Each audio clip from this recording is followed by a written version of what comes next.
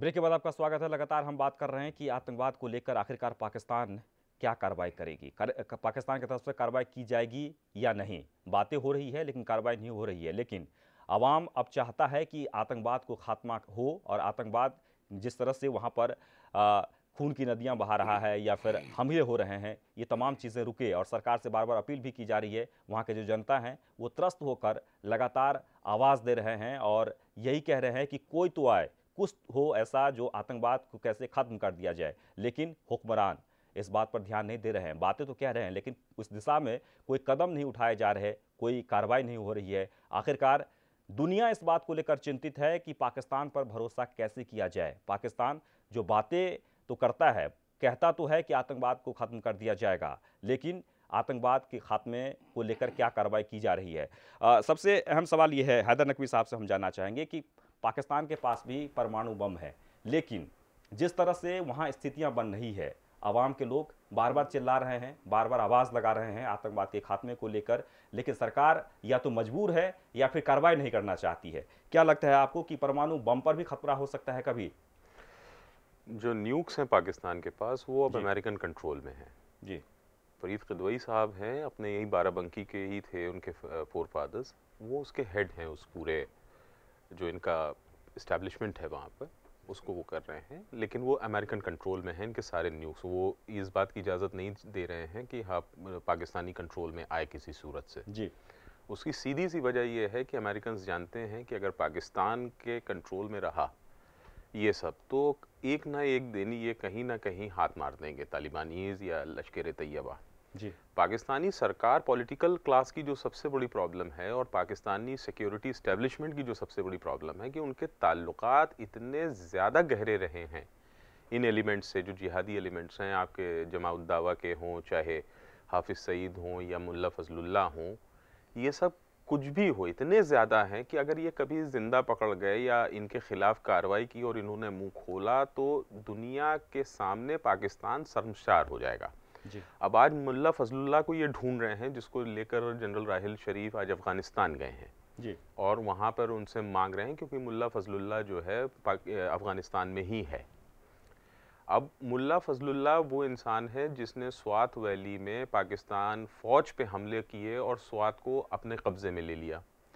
ऐसे वक्त में जब पाकिस्तान के तमाम सोल्जर्स मारे गए, जी उसके बावजूद पाकिस्तान आर्मी में जो एलिमेंट्स थे उन्होंने उसको सेफ पैसेज दिया और वो अफ़गानिस्तान चला गया। तो आप इनका जो नेक्सस है वो इतना ज़्यादा डीप रूटेड है कि चाहें भी तो अब उसको नहीं तोड़ सकते। जी इनकी सबसे बड़ी प्रॉब्लम ये है कि पाकिस्तानी फ़ौज में इनका इतना ज़्यादा इन्फिल्ट्रेशन है इस आइडियोलॉजी का, और प्लस इनके जिहादी उसका। अब कसाब का अगर आप जो उसने अपना बयान दिया था चीफ मेट्रोपॉलिटन मजिस्ट्रेट के, अगर उसको गौर से पढ़े अजमल आमिर कसाब के, तो उसमें उसने बताया है कि जब वो दौरा सूफ़ी में ट्रेनिंग कर रहा था 21 दिन की, जी इट वाज इन जून 2008, जी उसमें जब वो ट्रेनिंग कर रहा था तो ये ज़कीउर रहमान लखवी, हाफिज़ सईद और उनके 4 और कमांडर थे, अबू अल कहफ़ा, अबू अल कामा, मुज़म्मिल, यूसुफ, ये सब जो इनके ट्रेनर्स थे जो पूरे बैच को ट्रेन कर रहे थे, जी under the direct watch of Zakiur Rehman Lakhvi. उस ज़माने में एक मेजर जनरल आए हैं पाकिस्तान आर्मी के उस ट्रेनिंग कैंप में, उन्होंने पूरा दिन गुजारा है और इनकी तैयारियों का खुद जायजा लिया है। जिन्होंने हमारे यहाँ आके 10 लोगों ने कत्लो गारत मचा दी, 166 लोग हमारे बेगुनाह मौत के घाट उतार दिए। मेजर जनरल आए हैं और कसाब अपने कन्फेशन में कह रहा है कि साहब उनको वो गले लगा रहे थे, ज़कीउर रहमान लखवी अलग ले जाके बात कर रहा था, ऐसा लग रहा था कि जैसे वो बहुत अच्छे दोस्त हों। मेजर रैंक का, जनरल रैंक का आदमी कोई छोटा मोटा अफसर नहीं है। जी और ये चीज़ बताता है कि लश्कर तैयबा की रीच और पेनिट्रेशन पाकिस्तान आर्मी में कितना गहरा है बिल्कुल। और ट्रेनिंग का लेवल कितना हाई था। ये उस ज़माने में जो मरीन कमांडो फोर्स थे, हमारी बात भी हुई थी फ़ौरन जब वो ऑपरेशन ख़त्म करके आए हैं, तो मैंने सबसे पहला इंटरव्यू उन्हीं का किया था, एक मरीन कमांडो का जो टीम लीड कर रहे थे। उनका ये कहना था कि ट्रेनिंग का लेवल इतना हाई है, हमको लगा कि हम कमांडोज से लड़ रहे हैं, क्योंकि वो जिस तरीके से गोली चला रहे थे, जिस तरीके से ग्रेनेड अंदर फेंक रहे थे, उससे लग नहीं रहा था कि वो आतंकवादी हैं। तो वो जो ट्रेनिंग का लेवल था वो बगैर पाकिस्तान आर्मी के आ ही नहीं सकता था। और कसाब ने अपने इंटेरोगेशन और कन्फेशन में जो कुछ भी बताया वो उस चीज़ को कंफर्म करता है, कोरोबोरेट करता है।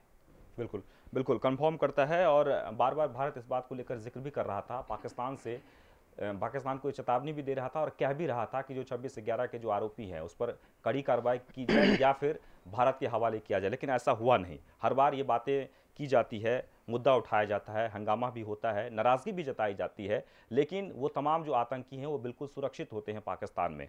हम आपसे जानना चाहेंगे हाजी मोहम्मद सलील साहब कि ये जो सिलसिला है और आखिरकार 26/11 की घटना हो या फिर भारत में हुए तमाम उन धमाकों की जिसमें आतंकी हमले हुए हैं और पाकिस्तान की सरजमी पर इसकी बुनियादी बनी है, योजनाएं बनी हैं और इसके बाद यहाँ पर अंजाम दिया गया हो, ये तय है कि सबसे ज़्यादा आतंकी हमले पाकिस्तान में हुए हैं। पाकिस्तान में ही आतंकी हैं, पाकिस्तान में आतंकी हमले होते हैं और धीरे धीरे भारत को भी तबाह करने की कोशिश करते हैं। क्या पाकिस्तानी सरकार के सामने ऐसी कौन सी मजबूरी है? एक तो जैसे कि हैदर नकवी साहब ने कह दिया है कि वहाँ के जो फौज हैं या फिर जो मेन एजेंसीज़ हैं उसके तमाम जो लोग हैं वो आतंकवादियों से मिले रहते हैं और ख़ुद ही वो ट्रेनिंग में जाते हैं या आतंकवादियों से बातचीत करते हैं। ये भी एक मजबूरी है। क्या लगता है कि आपको जो पाकिस्तान की सरकार है उनके पास या तो अब कोई कारण नहीं रह गया या फिर इन एजेंसियों के भरोसे जो वो चाहते हैं कि आतंकवाद से लड़े वो उन्हें सपोर्ट नहीं करता? क्या यही मजबूरी है? देखिए, बुनियादी बात यह है कि जो हैदर ने भी एक बात कही कि वहाँ तालीम का जो रेशियो है वो इंतहाई जी कमज़ोर और नामुनासिब है। अब जो बची कुची तालीम है उसमें दीनी तालीम मदरसों की दी जा रही है।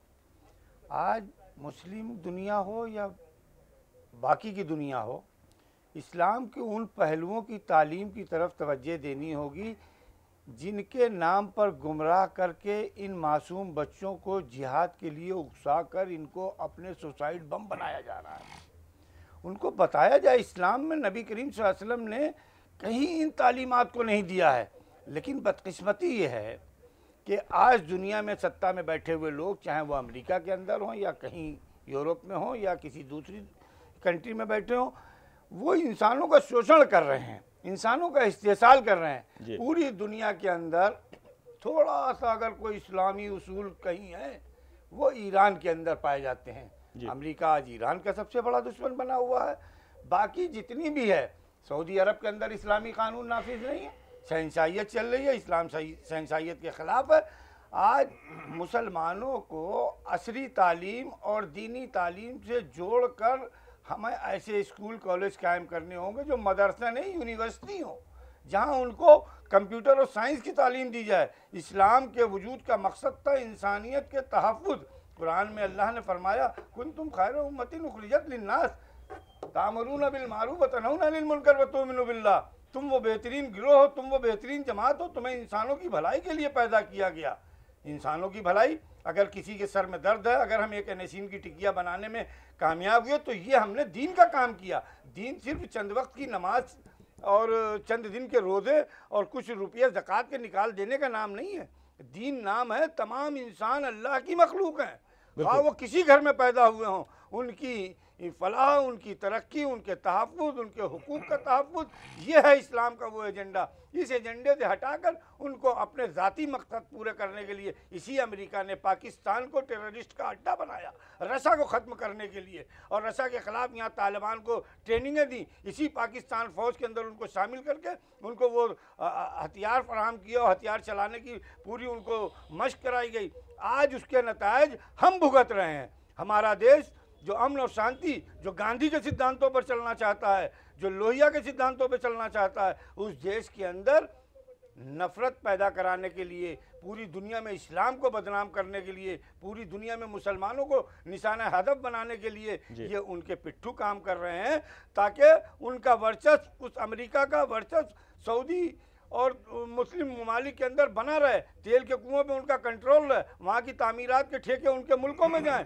हिंदुस्तान के अंदर हम पड़ोस में रहते हुए अरब के ठेके नहीं ले सकते हैं, लेकिन पूरा की पूरा ठेका यूरोप लेकर के वहाँ की रिफाइनरीज को भी चला रहा है, वहाँ की सड़कें भी बना रहा है, वहाँ के पुल भी बना रहा है, वहाँ की इमारत भी बना रहा है। हमें इन चीज़ों के ऊपर गौर करना चाहिए और इस देश के अंदर सेकुलर बुनियादों को लेकर के हमें दुनिया को ये बताना होगा कि हम गांधीवादी देश के रहने वाले हैं, शांति अमन चाहते हैं। हम दुनिया को वो पैगाम दें कि देखो हमारे मुल्क में मुख्तलिफ मज़हब के लोग एक साथ रह के ज़िंदगी गुजार रहे हैं, कोई किसी के मज़हब में दखल नहीं दे रहा है, लेकिन हम दुनिया की तरक्की के लिए साइंस टेक्नोलॉजी के मैदान में सारी दुनिया की खिदमत करने को तैयार हैं। इसके लिए हमें बीजेपी के साथियों से भी कहना है कि वो अपनी रविश को तब्दील करें। जिस तरह की रविश इस मुल्क के अंदर ले कर चल रहे हैं उससे सिवाय नुकसान के इस मुल्क को पाकिस्तान न बनाओ, अफगानिस्तान न बनाओ। खुदारा इस मुल्क को गांधी और नेहरू का मुल्क रहने दो, इस मुल्क को गोडसे का मुल्क न बनाओ।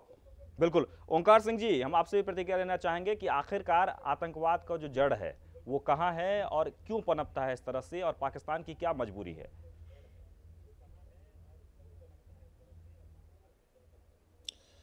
देखिए, किसी भी देश में आतंकवाद जब तक वहाँ की जनता साथ न दे तब तक नहीं होता है जी। ये एक अच्छी बात हुई है पाकिस्तान में पेशावर की घटना के बाद से कि वहाँ की जनता जो है वो आवाम जो वहाँ की है वो इसके खिलाफ हो गई है।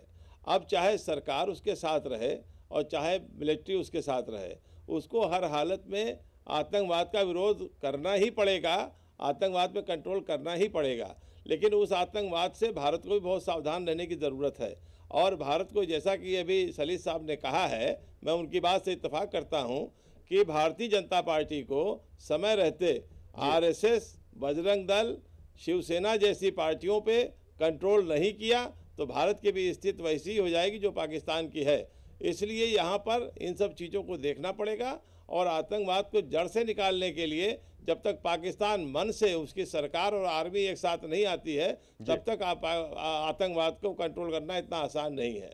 बिल्कुल। सुरेश यादव जी, मैं आपसे प्रतिक्रिया चाहूँगा कि आखिरकार क्या मजबूरी है और ये जो जड़ है वो कहाँ से पनप रहा है और क्यों आतंकवाद जो हैं वो फैल रहे हैं धीरे धीरे? देखिए, पाकिस्तान की जो आज हालात हैं वो अपना ही वजूद बनाए रखने के लिए जो कुछ भी इन्होंने आतंकियों को पैदा किया, आतंकियों की यूनिवर्सिटी बनाई, फैक्ट्री लगाई, इसे कह लीजिए, और आज वो खुद ही उससे परेशान हो रहे हैं। और वो परेशान इस हद तक हो रहे हैं जो हमारे 2 दिन पहले बच्चों के साथ जो घटना हुई, उसके बाद जो कुछ भी पाकिस्तान ने समूचे सारे नेताओं ने इकट्ठा होकर कहा कि आतंकवाद के खिलाफ हमको लड़ना है, एकजुट होकर के आपसी मतभेद भूल कर एक साथ खड़े हुए। लेकिन उसके बाद जो जमानत दे दी गई, ये भी कहीं कहीं डर और भय ही रहा है। और डर भय अगर नहीं होता तो प्रति मान लीजिए वहाँ आतंकवाद की सरकार है कि हमारे नवाज शरीफ साहब की सरकार है, ये तय करना मुश्किल है। अगर ये नवीज साहब, ये इनकी शरीफ साहब की सरकार वहाँ होती तो जिस तरीके से उसको बेल दी गई है वो बेल नहीं दी जा सकती। बेल ऐसे मुद्दे पे दे दी गई है कि सरकारी वकील ही वहाँ नहीं अपीयर हुआ, वकीलों की वहाँ हड़ताल थी।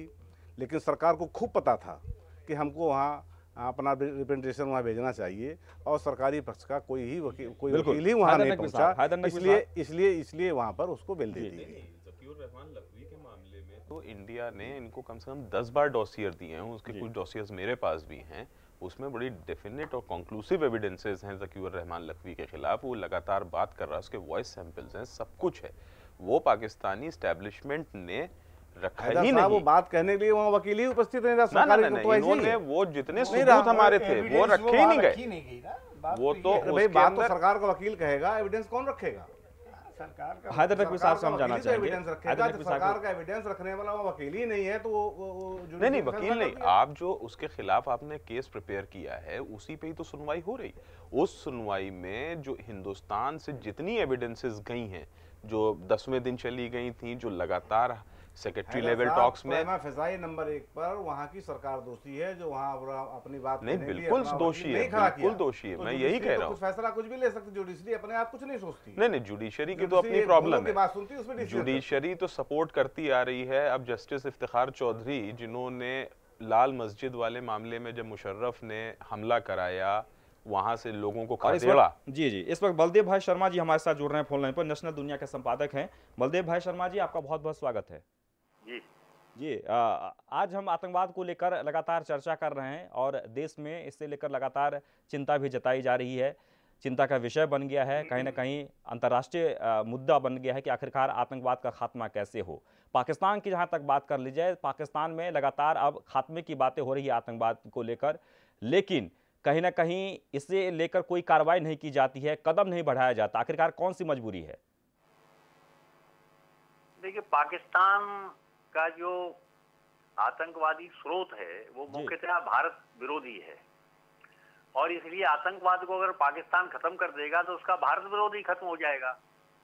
और पाकिस्तान की मजबूरी है कि वो अंतर्राष्ट्रीय छवि भी बना के रखना चाहता है कि हमारा आतंकवाद से कोई लेना देना नहीं है। लेकिन दुर्भाग्यपूर्ण है कि वहां जितने दुर्दांत आतंकवादी हैं, लखवी से लेकर और हाफिज सईद तक, वो सारे के सारे वहीं पल रहे हैं, पनप रहे हैं। आईएसआई और सरकार, पाकिस्तान की सेना उनको पूरी तरह मदद करती है, उनको खुली छूट देती है भारत विरोधी षड्यंत्र रचने की।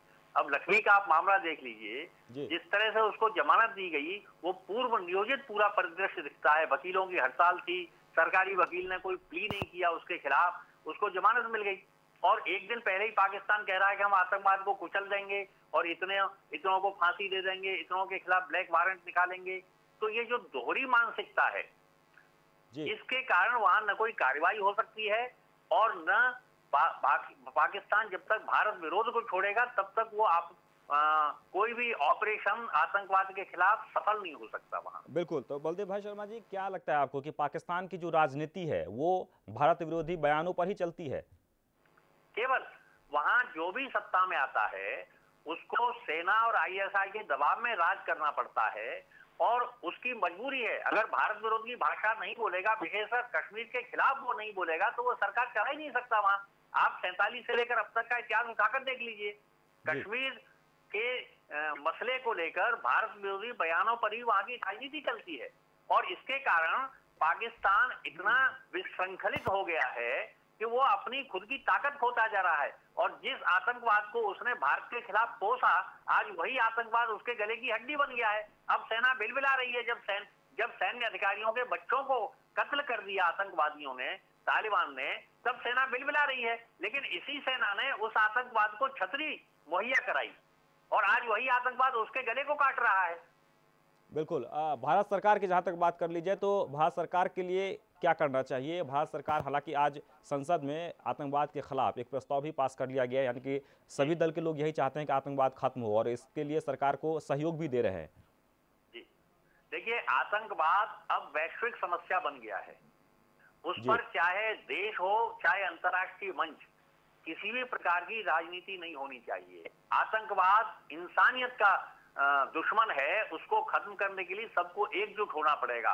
और आतंकवाद, इसका आतंकवाद उसका आतंकवाद, ये कुछ नहीं होता।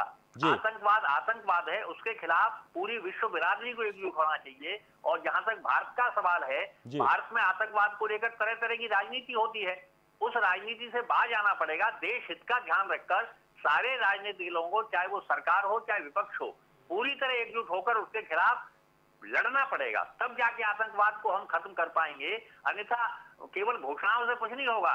चाहे मनमोहन सिंह क्या लगातार आतंकवादी घटनाओं के बाद घोषणा करते रहे कि अब हम चुप नहीं बैठेंगे, उधर नवाज शरीफ घोषणा कर रहे हैं, लेकिन ईमानदारी चाहिए उसके खिलाफ। राजनीति से बाहर आकर हमें सोचना पड़ेगा और उसका क्रियान्वयन करना पड़ेगा। बिल्कुल। चलिए, बहुत बहुत शुक्रिया बातचीत के लिए। हैदर नकवी साहब, हम आपसे जानना चाहेंगे कि वाकई में जो लगातार बातें हो रही है, चाहे भारत हो या पाकिस्तान हो, आतंकवाद के मुद्दे पर कार्रवाई की बातों के साथ साथ राजनीति होने लगती है। क्या लगता है आपको कि इस तरह की राजनीति से आतंकवाद की जो समस्या है वो खत्म होगी? नहीं, पॉलिटिकल सॉल्यूशन तो एक बहुत इम्पॉर्टेंट चीज़ है ही है, लेकिन सिर्फ ये सोच लेना कि आप उसको, आतंकवाद को सिर्फ गोली और बम से ख़त्म कर लेंगे, वो पॉसिबल नहीं है। आप 4 मार लेंगे, 40 खड़े हो जाएंगे। तो आपको टेररिस्ट के साथ साथ थियोक्रेट से भी लड़ना पड़ेगा, जो उस चीज़ को फीड करते आ रहे हैं। जी, ये सबसे बड़ी हमारे यहाँ जो वॉर ऑन टेरर का नाम दिया गया है जी, उस जंग के बाद आप देखिए कि कितने नए नए थिएटर्स दुनिया में खुल गए हैं। जो आतंकवाद 2-4 ममालिकों में महदूद था, जो रेस्ट्रिक्टेड था, वो अब स्पॉन कर गया है। इधर पहुंच गया, उधर पहुंच गया, हर जगह उसने सर उठा लिया है। बिल्कुल। तो अब इनको ये सोचना पड़ेगा दूसरी चीज़ ये है कि पाकिस्तान को अपनी नीयत में बदलाव लाने की ज़रूरत है, क्योंकि अब वो अपने बच्चों की कितनी कुर्बानियाँ देंगे, ऐसा नहीं कि पहली बार मारे हैं। तो इन्होंने पाकिस्तान ने को ये भी देखना चाहिए कि आज आपके यहाँ 132 बच्चे मरे हैं, तो आपको एहसास हो रहा है लगातार अफ़गानिस्तान में हर दिन कोई ऐसा नहीं जाता जिस दिन 10-12 बच्चे ना मरते हों। बिल्कुल। हैदर नकवी साहब, आखिरी सवाल, क्योंकि हमारे पास वक्त खत्म हो रहा है और मैं आप ही से जवाब जानना चाहूँगा कि जहाँ तक आतंकवाद की बात कर ली जाए, पाकिस्तान की बात कर ली जाए, पाकिस्तान में आतंकवाद पनपते हैं, सभी आतंकवादी वहाँ पर हैं और वहाँ सह दिया जाता है और सबसे ज़्यादा परिणाम भी भुगतना पड़ता है पाकिस्तान को। सबसे ज़्यादा हमले होते हैं, लोगों की खून बहते हैं। लेकिन जहाँ तक तालिबान की बात कर ली जाए, यानी कि जो आतंकी हैं, जिन्हें तालीम दी जाती है आतंकी गतिविधि को लेकर, आखिरकार ऐसी कौन सी बात है, कौन सी मजबूरी है या क्या जड़ है कि इन आतंकियों को ये कहा जाता है, इन लोगों को इसलिए तैयार किया जाता है कि आप खून बहाएं लोगों के? नहीं, वो तो आइडियोलॉजी प्रॉब्लम है ना। आप अजीब अजीब तरीके की हदीसें निकाल लाया, उससे उसको जस्टिफाई कर दिया। अब उनको कौन समझाए कि भाई तुमको ये जो बताया गया ये गलत है। अब पाकिस्तान में लाहौर में 35 मदरसे 1980 में हुआ करते थे, लाहौर नहीं पूरे पंजाब। चलिए, बहुत बहुत शुक्रिया, बहुत बहुत शुक्रिया हैदर नकवी साहब। हाजी मोहम्मद सली साहब, आपको भी शुक्रिया। सुरेश यादव जी, आप भी हमारे स्टूडियो में आए, आपको भी बहुत बहुत शुक्रिया। और ओंकार सिंह जी, जो कि कांग्रेस के वरिष्ठ नेता हैं, आपको भी बहुत बहुत शुक्रिया। तो एक बार नहीं, दो बार नहीं, तीन बार नहीं, बल्कि कई बार भारत ने पाकिस्तान में छिपे आतंकियों को लेकर पाकिस्तान सरकार को सबूत सौंपे हैं। बावजूद इसके पाकिस्तान ने आतंक के खात्मे के लिए क्या किया है, ये सारी दुनिया जानती है। चाहे हाफिज सईद हो या फिर लखवी हो या फिर अंडरवर्ल्ड डॉन दाऊद इब्राहिम, सब पाकिस्तान की सरपरस्ती में ही भारत को आंख दिखाने की हिमाकत करते हैं। और पाकिस्तान अगर कुछ भी करता है तो सिर्फ बहानेबाजी। क्या पाकिस्तान के इस दोहरे रवैये से आतंक का खात्मा हो सकता है? ये सवाल हमारा सिर्फ और सिर्फ पाकिस्तान सरकार से है। खबर के उस पार में इतना ही। मुझे यानी विद्यासागर को दीजिए इजाज़त। नमस्कार।